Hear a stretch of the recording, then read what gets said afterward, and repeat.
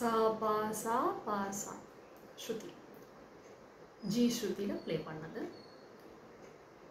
இந்த ஸ்ருதி கேட்டு பாடுறது, நம்ம டீச்சர்ஸ் எல்லாம் சொல்லுவாங்க ஸ்ருதி கேட்டு பாடு, ஸ்ருதியை நல்லா லிசன் பண்ணி பாடு, ஸ்ருதி கூடவே பாடு, ஸ்ருதி விலகாமல் பாடு, ஸ்ருதி பிடிச்சி பாடு,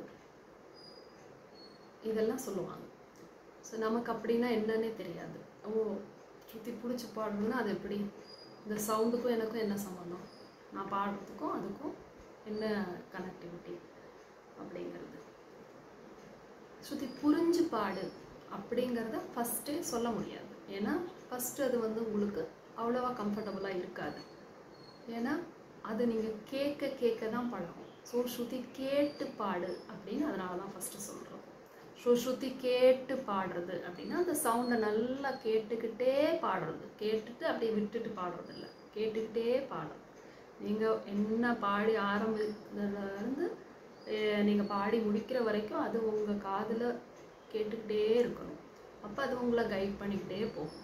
அது எப்படி என்னை கைட் பண்ணும், அது எப்படி எனக்கு புரிஞ்சுக்க முடியும், அது எப்படி நான் புரிஞ்சு பாடுறது அப்படிங்கிற டவுட்ஸ் எல்லாம் நமக்கு பிகினர் ஸ்டேஜில் கண்டிப்பாக இருக்கும், எல்லாருக்குமே இருக்கும். ஒரு சிலருக்கு அந்த ஸ்ருதி அப்படியே வாய்ஸில் செட் ஆகிருக்கும், சிலருக்கு அப்படியே காதுலையும் நமக்கு அப்படி கேட்டவுடனே புரிஞ்சுக்கக்கூடிய தன்மை இருக்கும். அதனால அவங்க அப்படியே கேட்டுட்டு உடனே பாடுறவங்களும் இருக்காங்க. நம்ம இந்த உடனே நம்மளால் புரிஞ்சுக்க முடியாதவங்களுக்கு தான் நம்ம இந்த கிளாஸ் டிப்ஸ்லாம் சொல்லிட்டு இருக்கோம்.